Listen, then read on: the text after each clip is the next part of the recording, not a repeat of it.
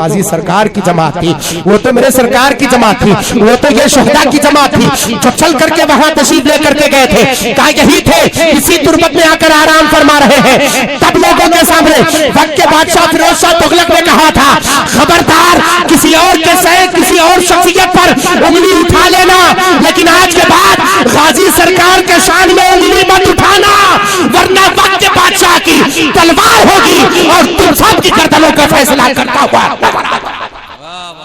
फिरोज शाह की मां ने कहा था कि तुम जानते नहीं हो, अरे वो कोई और नहीं, वो गाजी सरकार और उनकी फौजें थी जो उम्मत मुस्लिमा की हिफाजत फरमाती नजर आती। मलफूजात को उठा करके देखे तो आपको पता चलेगा कि गाजी सरकार किसे कहते हैं। उठाओ मखदूम औहदुद्दीन जहांगीर समनानी सामानी मखदूम अशरफ की छवि के उस लताइफे अशरफी को उठा करके देखो तो आपको पता चलेगा, जिसे निजामुद्दीन शेख निजामुद्दीन यमनी ने जिसको तरतीब दिया है मलफूजाते सैयद मखदूम सिमना, उसको उठा करके देखो तो आपको पता चलेगा कि सरकार गाजी किसे कहते हैं। शेख शरफुद्दीन याह्या मुनीरी रज़ियल्लाहु ताला से पूछा गया कि हुजूर ये बताएं, हुजूर ये बताएं कि गाजी सरकार के बारे में मनकूल है कि हर घर में उनके तुरबत को बना करके लोग वहां पर जो फातिहा पढ़ते हैं। बिहार वगैरह में बहुत तुरबत भी बनाते हैं, बाकायदा तुरबत भी बनाते हैं। तो क्या गाजी सरकार जो है हर तुरबत में मौजूद होते हैं? ये सवाल किया गया, टफ सवाल था।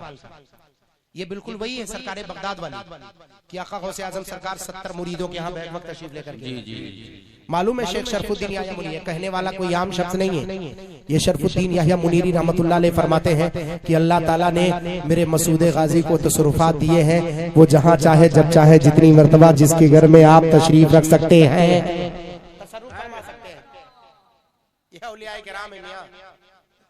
तब गाजी सरकार रज़ियल्लाहु ताला एक काफिला चल करके आ रहा था, मोहब्बतों भरा पैगाम सुनने काफिला चल करके रहा था दिल्ली की सरजमीन पर। उस वक्त फिरोज शाह जंग करने के लिए गया था अपने हवारियों के साथ, लेकिन उस दिन दुश्मन से जो जंग थी वो मुकाबला बड़ा सख्त था। दुश्मन की फौजें ज्यादा थी, इसके फौज कम थे। ऐन मुमकिन था कि इसे शिकस्त हो जाए, हार हो जाए, हार जाए, मैदान हाथ से चला जाए। लेकिन फिर भी गया, वक्त का बादशाह था भाई, फिरोज शाह तुगलक की बात कर रहा हूँ, फिरोज शाह की गया और जाने के बाद मैदान में अपनी कारिस्तानी जो दिखाना था दिखाया। इसकी वालदा बड़ी परेशान थी, छत पर खड़ी थी अपने ऐवान के। तब तक कुछ लोग अलम लिए हुए और गाजी सरकार के धुन में मस्त चप्पल भी नहीं पहने हुए थे पैरों में। जो गाजी सरकार के यहाँ पैदल जाते हैं वो चप्पल पहन के नहीं जाते, उनका एक ये अजीब तोहफा है, नंगे पैर जाते। तो उसकी वालदा ने अपने कारिंदे को भेजा, कहा देखो ये लोग हैं कौन और कहाँ जा रहे हैं, इतनी मस्ती में जा रहे हैं। उन्हें कहा नहीं जानते आप, एक 18 से 19 साल के नौजवान शहीद की बारगाह में, जिसकी बारगाह बहराइच शरीफ में है, कहा वहां मिलता क्या है? कहा जो तमन्नाएं जायज मांग ले अल्लाह ताला उस बंदे के सदके में उसके जायज तमन्नाओं को पूरा अदा फरमा देता है। सुभान अल्लाह, सुभान अल्लाह। ये बात तो बिल्कुल क्लियर है, चुटकियों में जहाँ फैसला हो उसे दरबारे मसूद गाजी कहते हैं। सुन लो, इतना मुतबर्रक इतनी मुतबर्रक बारगाह है जिसके बारे में तुम अभी समझ नहीं सकते, समझने की कोशिश करो। वो औरंगजेब आलमगीर जिसके दरबार में बैठ करके कुछ लोगों ने कहा था हुजूर इस हिंदुस्तान में कब्रों के पूजने वाले बहुत पाए जाते हैं और बहुत सारी मज़ारात मसनूई है, उसमें पीर, इसमें कोई अल्लाह का वली नहीं है, उसमें कोई बंदा लेटा नहीं, बस मजार बनाया और चादरें चढ़ाना शुरू कर दिए। तो कहा अच्छे और बुरे का फैसला कैसे करेंगे? उसी दरबारे सुल्तानी में बैठ करके फैसला हुआ था और कहा था 3 मर्तबा जाकर के सलाम करो। कमेटी बैठने के बाद कहा कुछ लोग तैयार किए गए 10-20 लोग और उन लोगों में यह मामला मशूरा हुआ कि 3 मर्तबा जाकर किसी मजार के पास सलाम किया जाए। अस्सलामु अलैकुम या सय्यदी रहमतुल्लाह अलैह, अस्सलामु अलैकुम या सय्यदी रहमतुल्लाह अलैह, अस्सलामु अलैकुम या सय्यदी रहमतुल्लाह अलैह। 3 मर्तबा सलाम करो, जवाब ना मिले कब्र को ढा दो, क्योंकि अगर अल्लाह का वली होगा तो बोलेगा, जवाब देगा। 3 मर्तबा जवाब न दे कब्र डालो। ये मंशूरात जियो पास हुआ, मुहर लगाई गई, दिल्ली से लोग चले और दिल्ली से जिन्हों तो दिल्ली ही में और दिल्ली के साहिब कश बुजुर्ग के दरबार पे गए। सबसे पहले कहा जिनकी विलायत हमारे नजदीक मुसल्लम है उनके दरबार में चलो। वो दस्ता जो चला, वो लोग जो चले, कहा जिनको हम वली मानते हैं, जानते हैं कि हाँ वो साहिब मजार साहिब कश बुजुर्ग है, उनके यहाँ सबसे पहले चलते। गए वहां पहुंचे, घोड़े पर बैठे सलाम किया पहली मर्तबा, सलाम का जवाब नहीं आया। महवे हैरत है का इनको तो हम ही जानते हैं, हमने इनके जाहिरी जिंदगी को भी देखा और बातनी जिंदगी को भी जानते हैं। दूसरी मर्तबा सलाम किया, जवाब नहीं आया। महवे हैरत है। तो किसी ने कहा ऐसे नहीं, घोड़े से नीचे उतरो, अल्लाह के वली का मजार है, अदब के साथ हाजिरी दो तो सलाम का जवाब आएगा, वरना तुम जैसे निठुल्लों का जवाब नहीं मिलता। ऐसे ही निठुल्ले जो है जाते हैं और कहते हैं ये क्या देने वाले हैं, तो जो निठुल्ला होकर के जाते हैं उन्हें मिलेगा क्या? जो आशिक बन करके जाता है वो अपना दामन पूरा भर करके का नीचे उतार। घोड़े से नीचे उतरे, अदब से कहा अस्सलाम वालेकुम या सय्यदी रहमतुल्लाह अलैह। एक चांस था, तीसरी मर्तबा आखिरी चांस था, तीसरी मर्तबा अदब से सलाम किया। तुरबत अनवर से आवाज आई वालेकुम अस्सलाम व रहमतुल्लाहि व बरकातहू। कहो कहना क्या का हुजूर सिर्फ एक मशवरा लेना है। कहा अब तक सलाम का जवाब आपने क्यों नहीं दिया था? कहा तुम जानते क्या हो कि विलायत दरबारे विलायत का अदब क्या है? घोड़े पर बैठ करके सलाम करोगे तो तुम्हें जवाब मिलेगा। पहले आओ बारगाह में अदब को हासिल करो और अदब के जा और अदब के तुरफे में बैठ करके तब जवाब मिलेगा। ठीक है, लेकिन एक बात बताएं, एक मुसव्वदा मंशूर हुआ, मुबय्यज़ा तैयार हुआ, मोहर लगाई गई। किसी मजार पर जाओ, 3 मर्तबा सलाम करो, जवाब ना मिले तो ढा दो। तो कहा अगर इसकी हकीकत को जानना है तो सबसे पहले कहीं और मत जाओ, बहराइच शरीफ चले जाओ। जलाली बारगाह में भेजा, कब बहराइच शरीफ जाओ। दिल्ली से दस्ता चलकर बहराइच आया। जब दिल्ली से दस्ता सिर्फ इसलिए कि मजारात होते हैं, क्या उनमें औलियाए किराम होते हैं कि नहीं होते? दिल्ली की सरजमीन से चल करके दरबार गाजी में पहुंचे और यही जो जंजीरी गेट आप देख रहे हैं, इससे पहले वो घोड़े पर सवार दस्ता था, घोड़े से नीचे नहीं उतरा था और जंजीरी गेट तक पहुंच गए थे। तब तक अंदर से आवाज आई थी, गाजी सरकार की नहीं, उनके दीवाना की। कौन? जिसे सिकंदर दीवाना कहते हैं, जो सिलसिले अदहामिया से ताल्लुक रखते थे, जिनका सर हमेशा मुड़ा हुआ होता था, पैर में कुछ नहीं पहनते थे, हाथ में सिर्फ लाठी होती थी, बदन आधे का ज्यादा हिस्सा खुला रहता, सिर्फ सतरे औरत छुपा रहता था, बस उसके सिवा बदन पे कपड़े नहीं, पैरों के नीचे चप्पल नहीं, हाथ में एक छोटा होता था और सर पर कुछ नहीं। गाजी सरकार के घोड़े के लगाम को पकड़ने वाली शख्सियत का नाम सिकंदर दीवाना है। उठाओ तारीख, उठा करके देखो आप। वहीं से आवाज आई, ए घोड़सवारों, खबरदार घोड़े से नीचे उतरो, तुम्हें पता नहीं किस दरबार में आए हो। होश के नाखून लो, तुम्हें पता नहीं किस दरबार में आए हो। का मतलब कहा घोड़े से नीचे उतर आओ, वरना जो बादशाहत देना जानता है वो बादशाहत छीनना भी जानता है। घोड़े से नीचे उतरे तो कांप रहे थे। गाजी सरकार के दरबार में हाजिरी दिया और वापस पलटे। कहा अब ये हमारी बिसात नहीं, ये हमारी मजाल नहीं, अब हम ये नहीं कर सकते। वापस पलट के गए, बादशाह के पास पहुंचे। कहा अभी तुमने देखा क्या है? देखना है तो गाजी सरकार के दयार को देखो। वो बादशाह पहुंचा दिल्ली की सरजमीन पर, जंग के मैदान में। तो माँ ने कहा ठीक है, मैं भी आज मिन्नत मानती हूँ। उसी छत पे खड़े होकर उसने मिन्नत मानी थी कि सैयद सालार मसूद गाजी आपके 19 साल जवानी के का सदका ये आज बूढ़ी माँ मानती है। मेरा बेटा आज मैदान जंग में गया है, आप मदद फरमाएं अल्लाह तबारक व तआला की जानिब से। मेरा बेटा आज अगर फतेहयाब होकर के आया तो आपके तुरबत पे मैं घर में दाखिल होने से पहले आपके यहाँ मजार पर फातिहा पढ़ने जरूर भेजूंगी। मिन्नत मान ली। अब वक्त का फिरोज बादशाह फिरोज मैदान जंग में है। जुहर के बाद पासा पलटा, दुश्मन गालिब होने लगे। ये था कि अब बादशाह हार जाएगा, अभी इसके फौजें पीछे हटने वाली है। तब तक क्या देखा कि कुछ ऐसे घुड़सवार हैं जिनके जो सफेद पोश है, हाथों में चमकती तलवार है, अपने घोड़े पर सवार है, लेकिन उनके कंधे पर सर नहीं है। उनके कंधों पर सर नहीं है, वो तलवार को मियान से निकाले हुए मैदान में आ रहे हो। दुश्मनों को क्या देख रहे हैं कि यके बाद दीगरे सर कलम होते चले जा रहे हैं। दुश्मन पीछे हटता चला जा रहा है। थोड़ी ही देर में उस वक्त के सुल्तान का झंडा वहां पर गड़ता हुआ नजर आ रहा था। फतेयाबी होकर के वापस पलटे तो माँ दरवाजे पर खड़ी इंतजार कर रही थी। माँ के पास पहुंचे तो माँ ने पूछा आखिर कैफियत बताओ। कहा मैं आज की कैफियत कैसे बताऊं, मुझे तो खुद ही नहीं पता कि आखिर मामला क्या हुआ। जोहर के बाद का वक्त था कि हम लोग पसपा हो रहे थे, पीछे पलट रहे थे, हमारी फौजें पीछे पलट रही थी। अब शिकस्त हो कि तब शिकस्त हो, अब हार हो कि तब हार हो। तब तक हम लोगों ने कुछ घोड़सवार को देखा था, वो सफेद पोश थे, उनके कंधे के ऊपर सर नहीं थे लेकिन चमकती तलवारें थी। अरे तह कर दिया था दुश्मनों को। हमने देखा वो कैफियत, फिर थोड़ी देर के बाद हमारी निगाहों में क्या देखा कि वो जो घोड़सवार आए थे वो निगाहों से रोपोश हो गए। किस रास्ते से कहां चले गए ये किसी को पता नहीं चला। पक्के मौके सुल्तान की मां ने कहा था, फिरोज शाह की मां ने कहा था कि तुम जानते नहीं हो, अरे वो कोई और नहीं, वो गाजी सरकार और उनकी फौजें थी जो उम्मत मुस्लिमा की हिफाजत फरमाती नजर आती। नारे तकबीर, नारे रिसालत। ये कैफियत गाजी सरकार के उस तुर्बत अनवर की है। चल करके वक्त का बादशाह चल करके आया, दरवाजे में दाखिल नहीं होने दिया माने, कहा जाओ फातिहा पढ़ करके आओ। जब फातिहा पढ़ने के लिए बहराइच शरीफ की सरजमीन पर पहुंचा तो वही छावनी आपने देखा होगा। अब बाहर से जाते हैं टोल टैक्स वाले रास्ते से, आप अंदर से जाएंगे तो जहां से आपका दरबारे गाजी की तरफ जाना होगा वही छावनी, वहां से गुजर हुआ।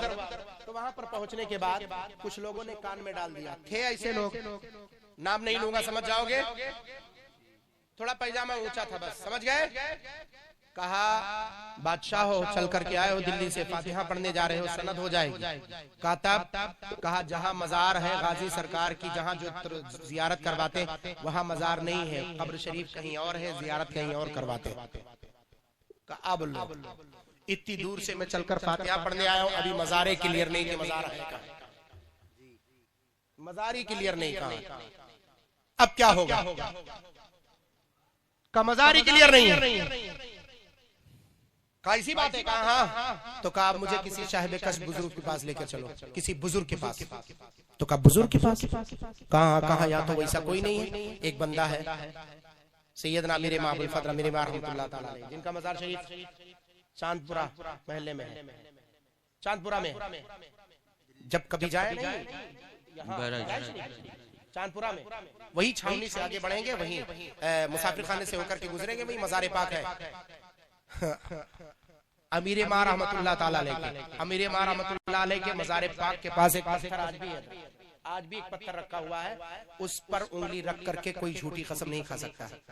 कोई चोर चोरी करे और उसे आप पकड़ के ले जाए, कोई इस पत्थर पर उंगली रख करके कसम खा लो नहीं खा सकता। अगर वो खाएगा तो उसे फौरन कोई ना कोई अटैक हो जाएगा। वो कैफियत है उस मज़ार पाक की। बहराइच शरीफ को समझते क्या हो कि बहराइच है क्या, वो गाजी सरकार के दीवाने थे, गाजी सरकार के परवरदा थे। सैयदना अबुल फजल अमीर मां रहमतुल्लाह ताला अलैह गए, पहुंचे, वक्त का बादशाह गया, उतर के सलाम क्या कहा, हुजूर आपके साथ तुर्बते गाजी सरकार पर मैं हाजिरी देना चाहता हूँ। आपके साथ, ये नहीं कहा कि मुझे नहीं पता कि मजार है कहाँ, का बस ये जाएंगे, बस मामला क्लियर हो जाएगा। जाना चाहते हो कहाँ, का हाजिरी देना कहाँ। अरे भाई वक्त का बादशाह है, पूरा बहराइच जो है असर रसूख, बड़े बड़े शोरमा पीछे पीछे लगे हुए हैं। तो कहा ठीक है मैं आगे आगे चलूंगा, तू पीछे पीछे चल। कहा ठीक है हुजूर ये भी मंजूर है। कहा मैं जैसे चाहूंगा वैसे चलूंगा, तुझे कुछ उंगली उठाने की इजाजत नहीं है। कहा ठीक है चले। थोड़ी दूर चल रहे थे, चलते चलते अंगूठे के बल चल रहे थे और कूद के चल रहे थे, चटक के जिसको आप कहते हैं, कूद के चल रहे थे। कुछ लोगों ने बादशाह के कान में कन्फ्यूज की, कहा देखो वक्त का बादशाह तुम हो और वो फकीर है, वो उछल कूद करके चल रहा है, बादशाह के सामने तो इज्जत व अदब से चलना चाहिए, कूद कूद कर चलने का मतलब क्या है, ये आपके शान में गुस्ताखी कर रहा है। तो वक्त के बादशाह ने कहा बाबा ये आप क्या कर रहे हो। का मैंने कहा था जो मुझे करना है करने दो, वरना कहो तो मैं पलट करके वापस पलटूं, चला जाओ। या तुर्बते गाजी सरकार पर, मज़ारे गाजी सरकार पर हाजिरी देना है।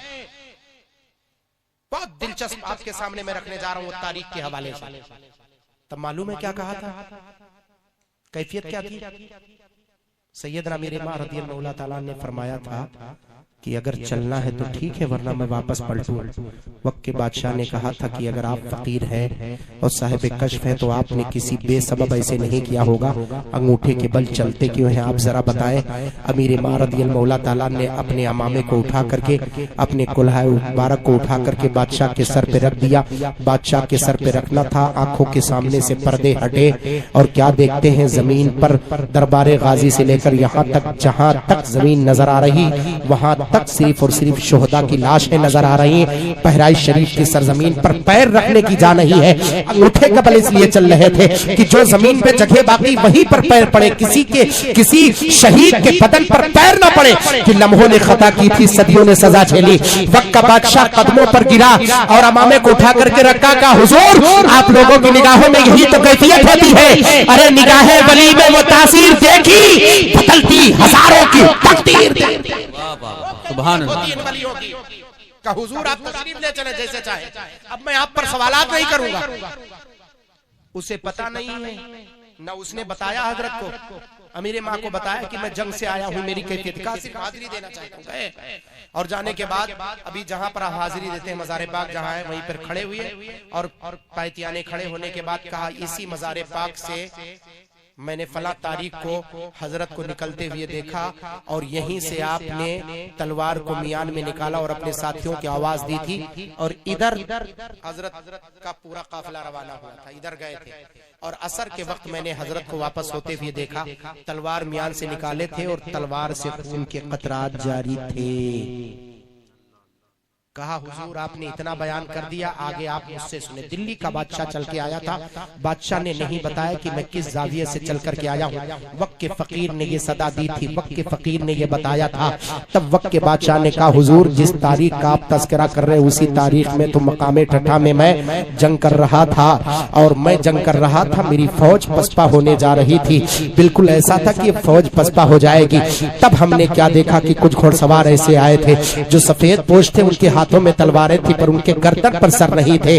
कहा गर्दन पर सर नहीं थे, कहा हाँ फिर वो तो गाजी सरकार की जमात थी, वो तो मेरे सरकार की जमात थी, वो तो ये शोहदा की जमात थी जो चल करके वहां तशरीफ लेकर के गए थे। कहा यही थे, इसी तुर्बत में आकर आराम फरमा रहे हैं। तब लोगों के सामने वक्त के बादशाह फिरोज शाह तुगलक ने कहा था खबरदार किसी और के सहे किसी और शख्सियत पर उंगली उठा लेना, लेकिन आज के बाद गाजी सरकार के शान में उंगली मत उठाना वरना वक्त के बादशाह की तलवार होगी और तुम सब की गर्दनों का फैसला करता हुआ।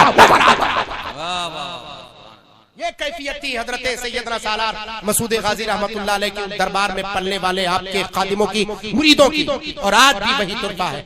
आज भी चले जाओ जो जायज तमन्नाएं मांगो सरकार गाजी की तरफ पे वो चीजें पूरी होती हुई। सबसे ज्यादा सुरात से, कसरत से, तेजी से जहां पर दुआएं कबूल होती है वो हम सब के रहबर सैयदना गाजी सरकार रज़ियल्लाहु मौला तआला की ज़ात पाक है। उन मुक़द्दस मकामात में से गाजी सरकार का मकाम है जहां पर कसरत से दुआएं कबूल होती है।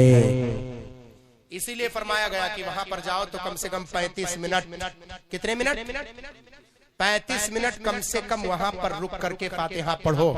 35 मिनट में भाई हमारा फातिहा 5 ही मिनट में हो जाता है, हम 35 मिनट क्यों रुकेंगे? तब बताते हैं कौन, मखदूम, अवहदुद्दीन, जहांगीर, सिमरानी, सामानी, मखदूम अशरफ की छौछवी रहमतुल्लाह अलैह इरशाद फरमाते हैं, उठा करके लताफ़े शेफ़ी देखो, फरमाते हैं कि हर 35 मिनट पर वहां पर हजरत खिज़्र की हाजिरी होती है। कम से कम उनकी कैफियत बताई कि जब उनसे मुसाफा करोगे तो उनके हाथ में हड्डी की कैफियत नहीं महसूस हो, बिल्कुल नरम का। अगर पहचान नहीं पाए तो कोई हरज नहीं, उतने देर फातिहा पढ़ो। कम से कम इतना नहीं होगा कि आप उन्हें नहीं देख पाओगे, लेकिन इतना तो होगा कि हजरत खिज़्र की निगाहें तुम्हें देख लेंगी। ये कोई और नहीं, वक्त का मखदूम कह रहा है। कौन कह रहा है? मखदूम अशरफ की छौछवी रहमतुल्लाह मखदूम पाक का फरमान है। ओ मुक़द्दस बारगाह है। हजारों रवायतें हमने सुनी है अपने असातिज़े किराम से कि आलमगीरी मस्जिद में हमने मुलाकात की है हजरत खिज़्र से, और मुलाकात करने के बाद निगाहें इल्तिफात इधर हुई, पीछे वो कहाँ कब गायब हो गए ये किसी को पता नहीं चला। वो दरबार मसूद गाजी है जहाँ पर रहमत व अनवार की बारिश। तो बताने का मकसद सिर्फ ये है कि सबसे टकरा जाना, औलियाए किराम के वलायत से मत टकराना, वरना तुम्हारी दुनिया भी और आखिरत दोनों तबाह हो जाएगी। ये औलियाए किराम जानते हो वली कैसे हैं? अल्लाह तबारो ताला इन्हें प्यारा रखता है तब ये वली होते हैं। अल्लाह ताला इन्हें प्यारा रखता है तब ये वली होते हैं। अल्लाह ताला इन्हें मुकद्दस रखता है तब ये वली होते हैं। अल्लाह ताला इन्हें कुर्बत अता फरमाता तब ये वली होते हैं। अल्लाह ताला अपना दोस्त बनाता है तब ये वली होते हैं। अल्लाह ताला अपनी हिफाजत अता फरमाता है ये तब वली होते हैं। अल्लाह ताला अपनी कुव्वत अता फरमाता है तब ये वली होते हैं। लिहाजा महमूद शाह रहमतुल्लाह अलैह जैसे शख्सियत को मानने वालों सुनो, ये मामूली बात मैंने आप तमामी हजरात के सामने नहीं रखी। अकीदत के मैदान को वसी करो और जैसे जैसे औलियाए किराम ने जिंदगी गुजार कर आपको जिंदगी का तरीका वतीरा सिखाया है, वैसे वैसे अकीदतमंदी ये नहीं है कि उनके उर्स के दिन आप उनके चादर और गागर और उनके सारे रसूम को अदा करके खत्म कर दो। नहीं, उनकी जिंदगी किस पैराए पर गुजरी है, अल्लाह और उसके रसूल की इत्तिबा में कैसे गुजरी है, नमाजें कितनी कसरत से कैसे पढ़ते थे, रोजा कैसे रखते थे, इन सारे अरकान पर अमल करोगे तो उनकी निगाह इनायत होगी तो तुम्हारी दुनिया भी कामयाब और आखिरत भी कामयाब होती। ये हकीकत है, इसको समझो और समझने की कोशिश करो। देखो भाई वक्त तेजी से तेजी बढ़ता जा रहा है, नहीं आएंगे तो आप लोगों में से किसी ने कहा कि हजरत अभी आखिर में आएंगे, अब नहीं आएंगे तो बताना तो चाहिए इतनी देर में जो। अच्छा ठीक है, जो कुछ सुनाया गलत नहीं किया, इन लोगों ने सुन लिया, बेहतर है। खुशा नसीबी हम सबकी कि इतने देर हमारी और आपकी मुलाकात रही। ऐसे बैठा रहूंगा मैं जानता हूँ और बोलता रहूंगा और आप सुनते रहेंगे, क्योंकि मैं अपनी बातें नहीं कर रहा हूँ, उन अल्लाह के मुक़द्दस वलियों की बात कर रहा हूँ जिन्हें अल्लाह तबारक व तआला ने खुसूसी इनाम अता फरमाया है। मौला के बारगाह करम में दुआ है कि मौला इन वलियों की फैज़ व बरक़ात से हम सबको माला माल फरमाए। इन रहगामा के मुसलमानों को बिलखुसूस इन पर अल्लाह ताला अपना फजल, अपनी बरकतें, रहमतें, दौलतें, शौकतें, शौलतें नाजिल फरमाए। बोलने में किसी किस्म की गलती हो जानबूझ के भूल से माफ फरमाए। अस्तगफिरुल्लाह रब्बी मिन कुल्लि ज़ंब व अतूबु इलैहि। पढ़ ले ला इलाहा इल्लल्लाह मुहम्मद रसूलुल्लाह सल्लल्लाहु